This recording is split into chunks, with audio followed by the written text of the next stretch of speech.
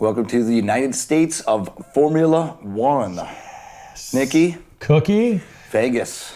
He sounded a little growly over there today. He got the gravel voice. It's going to take a little bit of time. A little more time to shake Vegas. That was an epic amazing trip. time. But we need to get right into it. Right into it. Max Verstappen. Your champion, four-time champion. What a race. I mean, all he had to do was stay in front of Norris. And he played it pretty cautious. Obviously, I think so. I think he could have won this race. There was a point in the first lap he could have done his typical Max Verstappen move, and I think he had the window.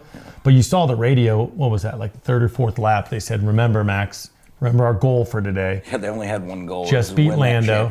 Just beat Lando and win the championship. We don't need to win this race. So we do wish you would have won the race, though. We did. We put some money on it. But Planet Hollywood Sportsbook, we threw quite a few bets out, and a lot involved him winning, some involving Russell. No. Hamilton. I threw him as a wild card, even though he started. We disrespected Russell a little bit, but we'll get into that. But yeah, this was the whole highlight. I mean, the Sphere at the end had a picture of him. World champion. I mean, it was pretty amazing. Cool. Well, it's nice to be at the race where the world champion gets crowned as well. So I mean, it could have happened a week prior, but he just kind of slow played. I think he waited for us specifically. Yeah, he watched the show. So. That was nice of him.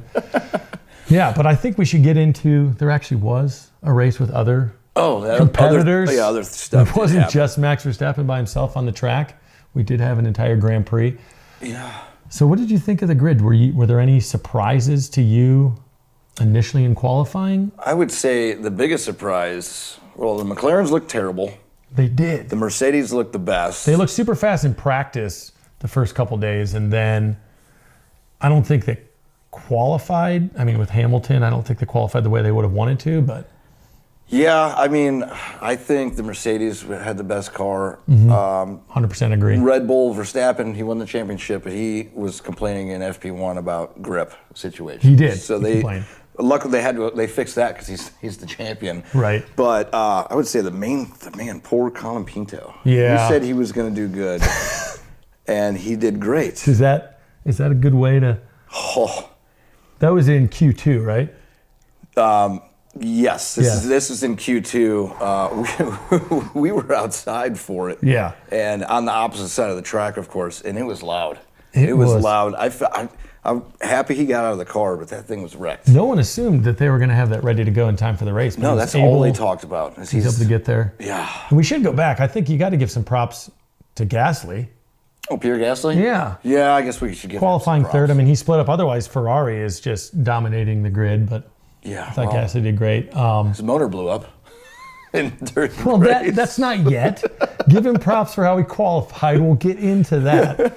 But, of course, George Russell, from the pole, holds the lead the entire way. Yes. Never gives it up once. I mean, it kind of stinks for him because he's barely getting any accolades. I forgot that he won. I know. It's all about Verstappen just because of the championship. But, I mean, Russell. Yeah, I mean, he had a small window where we thought Leclerc could take the lead. Yes. And basically he burned his tires to nothing, and then George Russell just took it from there. Right. And then you look at the top 10, obviously. Nico. Yeah, he qualified 9th, finished his 8th. I think the only reason he moved up a spot was because of what you said about Gasly motor blowing, so he got to take that spot. But, I mean, he moved them back up. Magnussen needs to help out a little bit, that's all I'm going to say. Yeah, I mean, I say if I have to give racer of the day, besides Verstappen, if I want to take him out of it, I got to give it to Hamilton, though. Oh, yeah, went from 10th to 2nd. 10th to 2nd. He was catching up to George. I mean, if there was another 10 laps, he probably gets the win. And you want 60 laps, 50 wasn't enough for you? I would have stayed out there for 150 laps. I would have too. It was a little chilly, but it was great. Perez, I got to give it to Perez. I know people will think that we talk smack about him, but My face is still talking smack. Yes. Yes. He got into the point. Finished into the point. Yes. Don't say the points. He finished into the point. You Yes. have Mercedes 1-2. You have Ferrari. They're all doing it for the Constructors' Cup. Yeah. McLaren struggled a little bit. Oh, and he was out in Q1 again. But Verstappen is all alone for Red Bull. He's a solo man. So Fun fact, Perez has more Q1 exits than Logan Sargent. Anyway. that's an interesting stat. So going back to the Drivers' Championship, Max locked it up. It's good to go. No real surprises there. It's kind of staying steady Eddie. I wish the Mercedes boys had pushed this run a little earlier in the season because I don't know that they have time to crawl up to challenge. They had their cars looked good, and then the last couple of weeks they looked terrible, and then now they're good. I just don't know if I trust them. Okay. For some reason, Do you think Leclerc can pass over your boyfriend Lando Norris into second? I mean, that's 21 points. I'm going to say no. Okay. Maybe. I think the next track, it's going to be good for the Ferraris, but we'll okay. See. And then Verstappen, do you think 403 points, can he hit 450? Well, he'd have to win the next two, so maybe? I was irritated. I understand the team. They have to just beat Lando and they have to win the championship. Now that he's won the championship, 2 races left, does he just go all out and try to win them both, or is it just senioritis and he's just going to... I don't think he has the personality to not go as full out. So he's not going to just give up. Yeah. He's going to want more points. He's going to want more podiums. Okay. So I think if he has the car, he's pushing. Okay. So I like it. Well, in the next segment, we are going to get into our personal trip of Vegas outside. I mean, there's a little bit of the racing, but it was fantastic. It was shenanigans, to say the least. Yes. We'll get into that in the next segment. Welcome back to USF1, and let's get right into our trip. How much fun it was behind the scenes, off the track in Vegas. So now this picture behind us is Thursday. Yes. We're all wearing our tracksuits. Just walking the strip, and we get encountered by Christina Giampaoli, if I'm saying that correctly. She is a low-key famous Instagram, TikTok. She does boxing, but she's F1 as well. 500,000 followers, I believe. Yeah, something crazy. She sees us, does an interview with us. I ended up saying some stuff in Spanish because she asked me to. Yeah, that was fun. I think it said siete and ocho, so it wasn't that impressive. But once that happened, that was when we were bombarded by other people. Yeah, and I got to show this. We were talking about them, the bracelets, the wristbands, the USF1, we got them on. We had 10 bags of these. We have 1 left. That's perfect. So we passed them all out. Don't give those to the kids to pass out to friends at school. But that was awesome. Then Sphere. Hit the Sphere up. We had tickets to see a show there. It was great because we got this picture. You had to cross over the track to get to the Sphere. Obviously, it was open at that point of the day.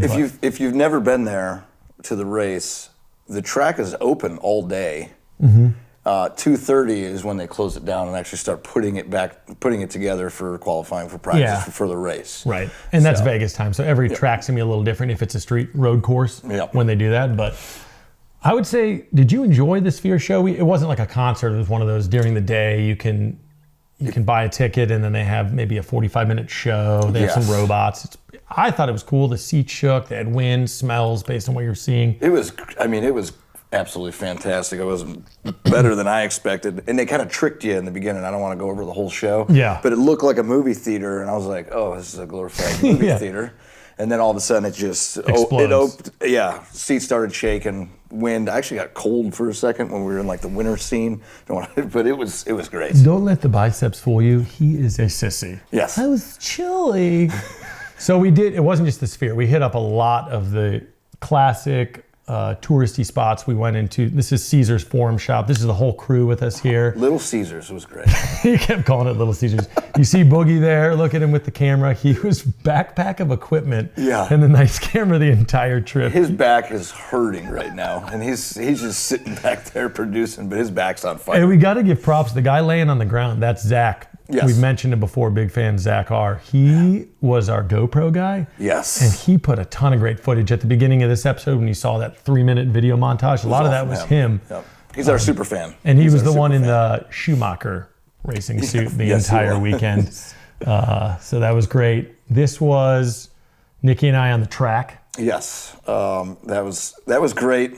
I like the picture. Basically, wear race suits if you ever go to Vegas, because we had a bet actually with your brother, and it was over under 100 photos. No, it was over 1,000. That was broken within the first hour. Yeah, it was great. You get so many photos, and it was fantastic. Now we did get to do a track walk. We did. So at this point, the track was closed. This was not like in that early AM hours you were talking when it's open. We did a track walk to see him painting the lines, have a crane there, putting the walls up. Yes. It was fantastic. The infrastructure was crazy, and the amount of people that they had to put all that together. And if it's a standard track and it's set up all year and maybe they have to tweak and clean, that's one thing. But for a road course, especially in a tourist-heavy place like Vegas, where we met people on the plane, they didn't even know the Formula One race was in town. I know. And if you're not in town for the Formula One race and you just wanted to be there for a gambling weekend in Vegas, yes, it probably sucked. Oh, it had. Because there was a lot of stuff shut down at times.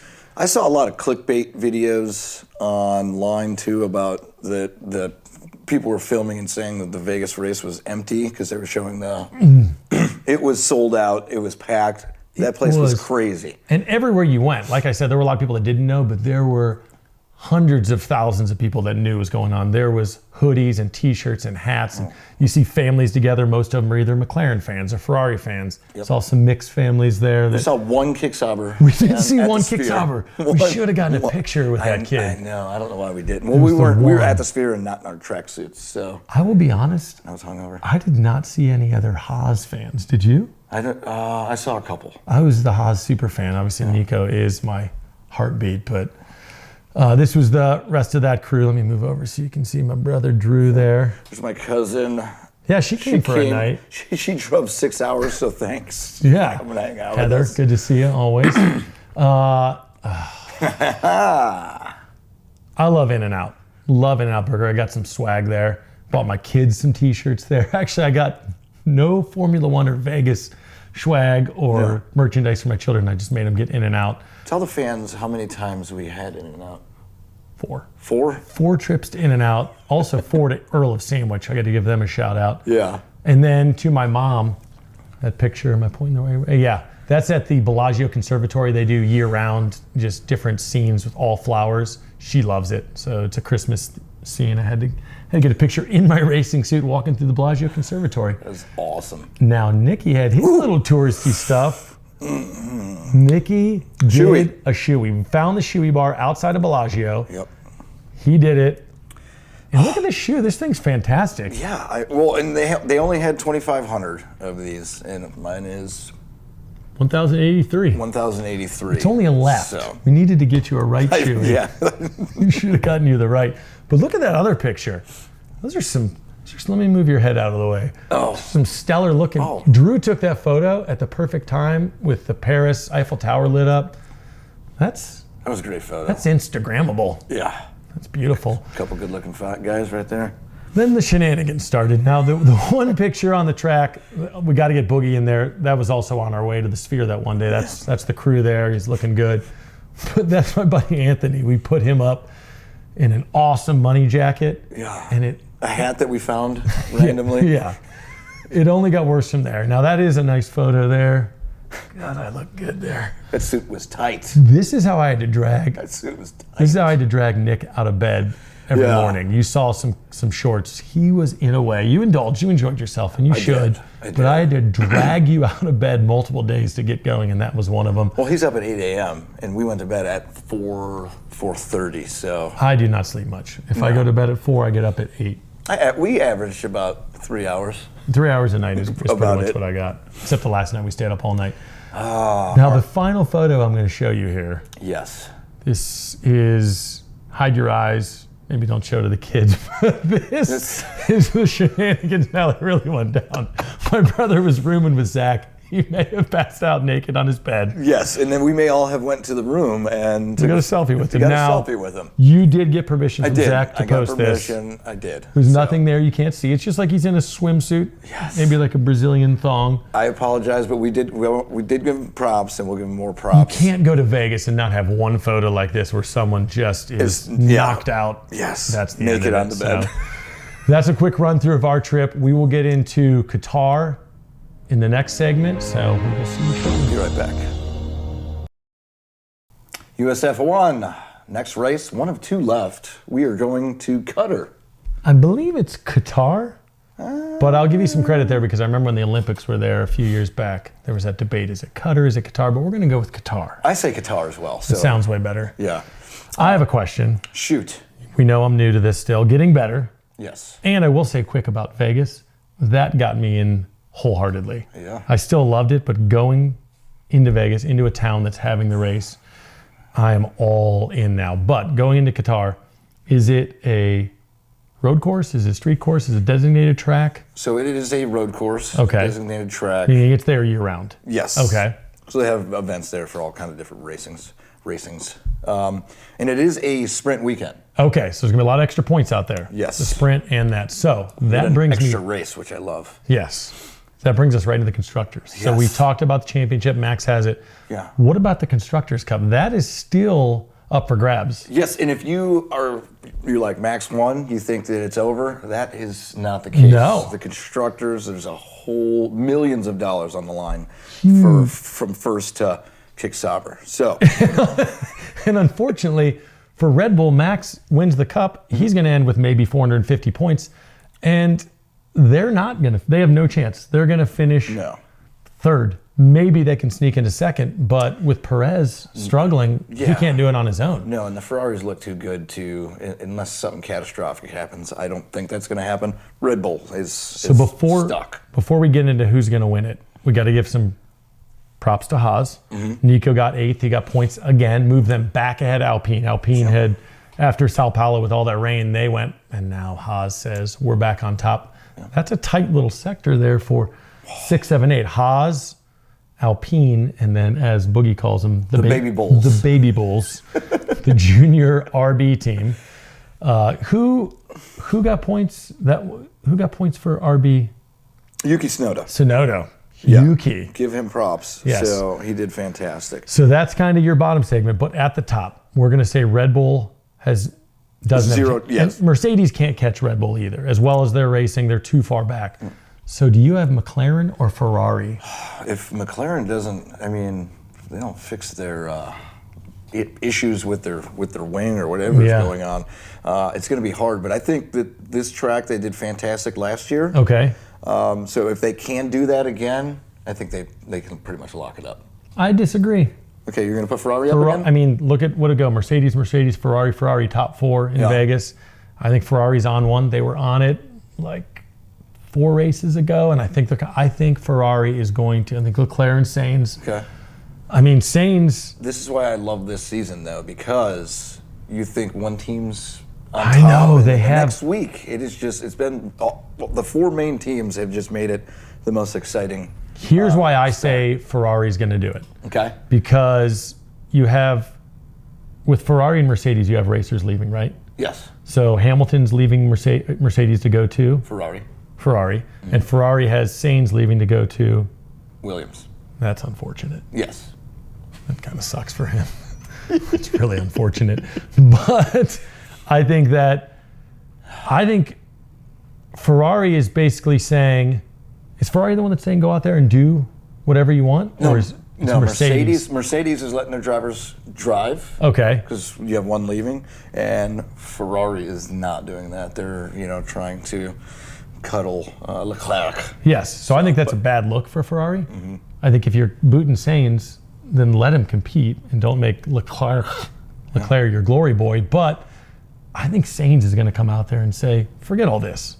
Just like he did in the race. Remember when they said on the radio Tell him in to Spanish. Leclerc, say, hey, it's okay. We've already told Sainz to back off. And Leclerc goes, maybe you need to say that in Spanish. So I don't think he's hearing it. And I don't think he's going to. And I think the two of them are going to continue doing well. And I think Ferrari's going to get the cup. I think I can't wait till the next race, and we'll find out then, and let's just see how close it is. Huh? Will Kick Sauber get a point this season? No. Okay. All right. I think that'll do us for the show. Join us next week as we do the recap for Qatar. Qatar. Love ya.